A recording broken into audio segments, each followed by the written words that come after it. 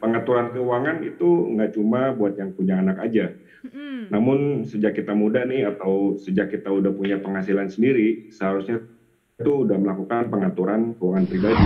Kalau prinsip dulu keluarga saya kan, gimana nanti. Nah, Ah, kita balikin aja sekarang mah, nanti gimana. Itu kan yang harusnya betul. tuh. Nah, Oke. jika anak masih belum terlahir, maka yang jadi tertanggung itu bisa pasangan kita. Bala duit untuk yang sudah menikah dan menjadi orang tua pasti menaruh harapan yang besar dong ya terhadap masa depan anak dan juga keluarga. Mulai dari ingin tumbuh kembang anak sehat dan baik hingga melihatnya sukses sekolah hingga ke jenjang yang tertinggi. Tapi harapan bisa jadi hanya sebuah harapan kalau kita tidak mempersiapkan segala sesuatunya dengan matang sedari dini. Jadi sebenarnya seperti apa sih perencanaan keuangan yang tepat untuk keluarga, khususnya bagi yang sudah memiliki buah hati? Jangan sampai kalau amit-amit nih ya terjadi sesuatu pada kita di masa depan atau ada musibah yang menimpa kita di masa depan anaklah yang harus dikorbankan. Bersama akan kita bahas topik ini secara lebih menyeluruh, tentunya bersama saya Conchita Caroline hanya di Do It. Tapi sebelumnya jangan lupa juga untuk like video ini, kemudian sebarkan juga, share video ini sebanyak-banyaknya ke teman-teman kamu supaya kita bisa belajar sama-sama, dan subscribe ke YouTube channel Manulife Indonesia. Selamat datang di Do It, podcast yang membahas seputar pengelolaan keuangan. Dalam setiap episode, saya akan berbincang dengan bintang tamu yang menarik dan juga para expert yang akan menjawab segala permasalahan finansial.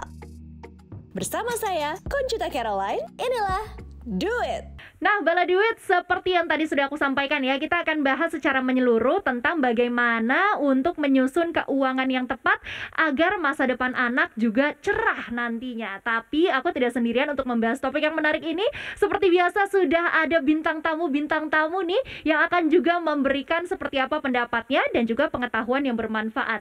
Sebelumnya sudah ada komika yang kita kenal lucu sekali. Kali ini akan kita ajak ngobrol sedikit serius nih. Ada Mas Anyun di studio. Apa kabar, Mas? Halo, sehat Kak Sita. Siap ya, kita bahas keuangan agak berbeda nih kayaknya ya. Iya, lebih pusing saya ya. Gak apa-apa, kita belajar sama-sama Iya, di betul. sini untuk masa depan yang lebih cerah. Nah, Setuju. untuk menyampaikan pengetahuan yang bermanfaat seputar keuangan, bagaimana untuk menyusun dan menata semuanya secara matang, kita juga sudah terhubung nih dengan Head of Brand Creative, Marketing Campaign, and Digital Manulife Indonesia. Kita sapa terlebih dahulu. Apa kabar Mas Henry Widakdo? Baik, halo, apa kabar? Nah, Mas Henry, langsung aja ya kita berbincang nih mengenai hal yang sebenarnya ini menjadi sangat personal juga buat aku, karena sekarang aku sudah punya satu orang anak, sudah memasuki tahun ketiga pernikahan juga. Jadi banyak nih pertanyaan-pertanyaan, sebenarnya langkah yang aku ambil udah tepat atau belum begitu. Tapi aku mau ke Mas Anyun dulu deh. Mas Ya. Anyun, dengar-dengar katanya ada rencana mau melangsungkan pernikahan tahun depan, betul? Betul. Betul. Wah, semoga lancar ya Mas ya. Ya, amin, amin. Kalau boleh tahu nih, sejauh ini persiapannya dari segi finansial atau keuangan itu sudah sempat dibahas belum sama istri? Apa aja sih yang harus dipersiapkan begitu menurut Mas Anyun? Ya ternyata persiapan perencanaan kita tuh emang dipersiapkan segala matang lah ya. Anyun tuh masih ngedadak, ternyata tuh gedung tiap tahun naik, ya Oh, baru iya, tahu iya. ya. Iya, make up naik, padahal gedung kan gitu-gitu aja, nggak ada yang berubah. Harusnya gaji yang pegawai gedung yang naik tuh. Jadi Anyun tuh karena kerjaannya kayak gini kan, ya itu masih belum ada perencanaan, yang nyimpen uangnya belum baik lah ya. Betul. Masih jarang nabung Anyun tuh. Karena waktu itu melihat masih berjiwa muda gitu, masih santai, bisa poya-poya. Begitu kemarin tuh Anyun diseriusin untuk nikah, kaget juga. Lah ini gimana nih Anyun, uang nih bisa apa enggak? Karena kita kan kerjaan Anyun tuh kayak gini, nggak tahu bulan depan ada apa enggak gitu tuh.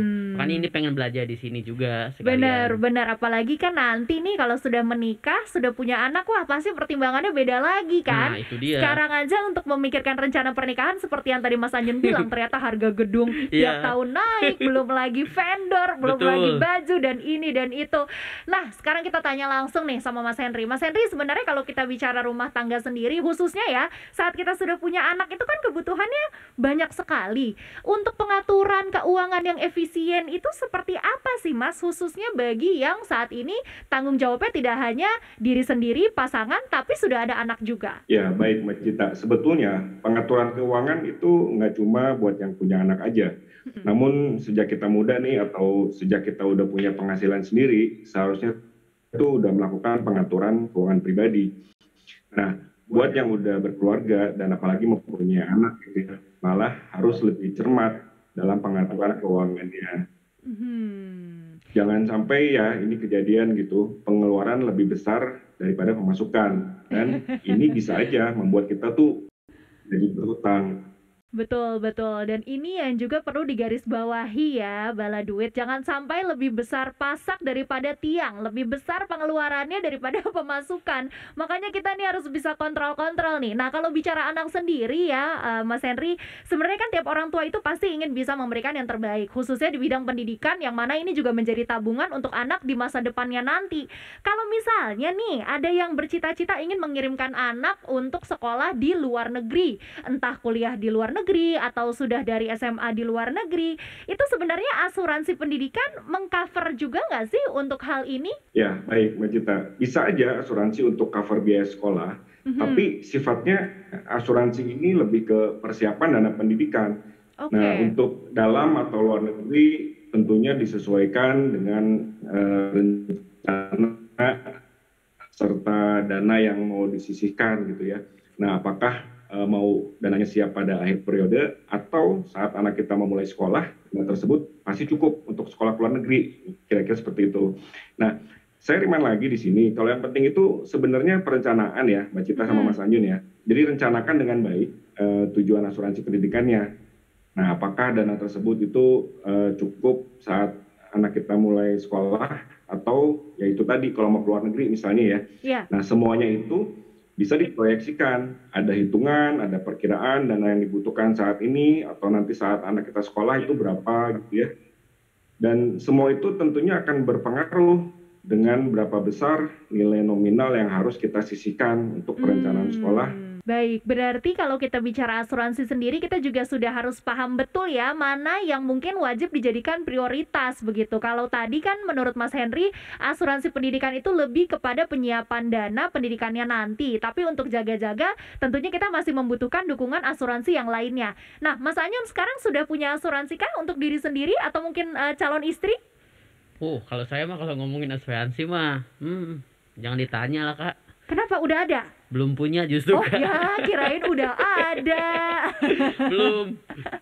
Karena saya tuh masih bingung, masih belum awam tentang asuransi kan. Ini gimana itu-itunya kan masih belum paham, jadi masih belum ada jadinya. Belum punya. Karena mungkin takut salah dan takut salah pilih begitu. Betul, ya. Belum paham betul polis-polisnya bagaimana.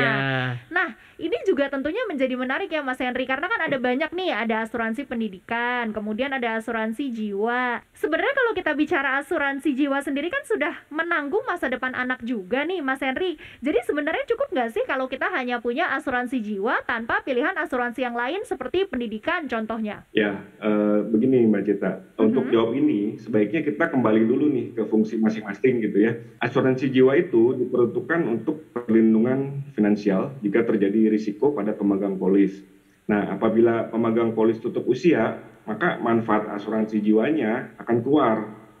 Dan terserah nih ahli warisnya, manfaatnya tuh bisa digunakan untuk apa aja. Nah, untuk hal ini misalnya untuk anaknya melanjutkan pendidikan. Jadi dengan keluarnya manfaat bisa digunakan untuk mendapatkan pendidikan yang baik. Nah, kalau asuransi pendidikan ini bisa memberikan jaminan finansial nih pada rentang waktu tertentu. Jadi kebutuhan dana pendidikan itu untuk anak kita udah terencana ya. Dan yang paling penting kalau terjadi risiko tutup usia dengan orang tua, maka rencana pendidikan anak tidak terganggu dan terus berjalan gitu. Nah, berarti tepatnya kapan sih Mas untuk asuransi pendidikan ini bisa dicairkan? Karena kebetulan ada kasus nih teman aku juga pada saat pasangan ini meninggal dunia, anaknya itu usianya masih sekitar 4-5 tahun, yang artinya masih belum memulai pendidikan di sekolah dasar begitu. Nah, pada saat kedua orang tuanya meninggal dunia, kemudian sudah tidak ada perwalian begitu, lantas apakah asuransi pendidikannya ini akan langsung dicairkan atau bagaimana, Mas? Ya, itu sering terjadi ya, kan kita nggak pernah tahu nih resiko kehidupan di kehidupan kita gitu ya. Betul. Dan ini juga balik lagi tergantung dari program yang dipilih. Ada manfaat yang keluar nih saat anak kita ingin masuk sekolah dasar misalnya. Atau jika dirasa perlu, kita butuh uang tersebut tuh saat anaknya nanti deh baru kuliah, itu bisa juga. Nah, jadi kita bisa optimalkan dana yang akan didapat karena periode menabungnya kan jadi lebih lama kalau kita misalnya ingin nanti pas saat kuliah baru ada dananya gitu. Oke, berarti memang tergantung sama pilihan asuransinya masing-masing atau mungkin bisa dibilang tergantung program-program yang sebelumnya sudah ditetapkan oleh kedua orang tua begitu ya. Nah, kalau kita bahas calon orang tua, seperti contohnya Mas Anyun nih, Mas Henry kan baru akan melangsungkan pernikahan. Kita nggak pernah tahu nih, siapa tahu habis menikah di bulan-bulan awal, ternyata langsung diberikan anak begitu, langsung dikaruniai anak. Lantas bisa nggak sih sebenarnya kita membuat asuransi atau memilih program asuransi saat anak atau bayi itu masih dalam kandungan? Dan kalaupun ternyata bisa, siapa yang akan menjadi tertanggung dalam asuransinya, Mas Henry? Ini banyak yang nggak tahu nih ya, Mbak Cita ya. Sebenarnya itu bisa banget. Jadi saat masih mengandung itu bisa menyiapkan perencanaan pendidikan. Nah, jika anak masih belum terlahir, maka yang jadi tertanggung itu bisa pasangan kita. Nah, nanti saat anak kita udah lahir, maka kita bisa lakukan pengkinian data dan merubah nama tertanggung menjadi anak kita. Kira-kira begitu, Mbak Cita. Benefitnya apa aja sih yang bisa didapatkan, Mas Henry, kalau kita langsung memilih program asuransi itu dari saat anak masih dalam kandungan? Salah satu benefitnya adalah kita bisa punya perencanaan keuangan yang baik nih. Jadi semuanya itu sudah terpos-pos ya. Saya udah punya dana untuk misalnya beli rumah ataupun untuk dana pendidikan, itu semua udah diposkan dengan baik sehingga pasangan pun jadi punya tujuan keuangan yang jelas gitu. Kira-kira seperti itu, Mbak Cita, lebih planning yang akan lebih baik jadinya. Oke, wah ini juga menarik ya. Jadi nantinya anak kita dari sebelum lahir pun inginnya kan dia sudah bisa memiliki kehidupan yang nyaman, segala sesuatunya terpenuhi. Nah, daripada uangnya kepake nih untuk hal-hal yang di luar perencanaan karena tidak ditampung pada wadah yang tepat, lebih baik diasuransikan saja karena ternyata asuransi ini sudah bisa dilakukan sejak bayi masih dalam kandungan. Seperti yang tadi Mas Henry bilang, banyak yang masih belum mengetahui fakta ini, termasuk saya, agak terlambat taunya. Tahu gitu dari pas masih hamil kemarin udah langsung pilih-pilih asuransi ya. Gimana Mas Anyun, udah mulai tertarik nggak nih untuk bisa kayaknya nanti setelah menikah kita langsung bikin asuransi mungkin buat istri dulu gitu? Ya, habis ini mungkin kayaknya saya langsung deh. Emang harus ada perencanaan kayak gitu ya. Hidup tuh jangan, kalau prinsip dulu keluarga saya kan, gimana nanti. Nah, kita balikin aja sekarang mah, nanti gimana. Itu kan yang harusnya tuh. Bener. Siapa tahu nanti mau tukeran kontak sama Mas Henry, boleh banget ya Mas Henry, Anyun. mau dibimbing lah nanti. Biar bisa jadi bagian dari keluarga Manulife Indonesia. Oke deh, Bala Duit, ini semakin menarik ya pembahasan kita, dan kurang lebih kita yang masih awam mengenai asuransi sekarang jadi lebih memahami juga mana sih sebenarnya asuransi yang tepat untuk masa depan anak yang lebih cerah. Tapi belum selesai sampai di sini pembahasan kita, masih panjang sekali hal-hal bermanfaat yang akan kita bagikan di episode kali ini. Jadi pastikan untuk menyaksikan video selanjutnya, dan jangan lupa di like dulu dong video yang ini, share juga video ini sebanyak-banyaknya ke teman-teman kamu, dan subscribe YouTube channel Manulife Indonesia. Sampai jumpa di video berikutnya. Cara mengatasinya bisa begini, Mbak Cita. Persiapan pensiun itu sebaiknya disiapkan sejak pertama kali kita bekerja atau punya penghasilan. Dipersembahkan oleh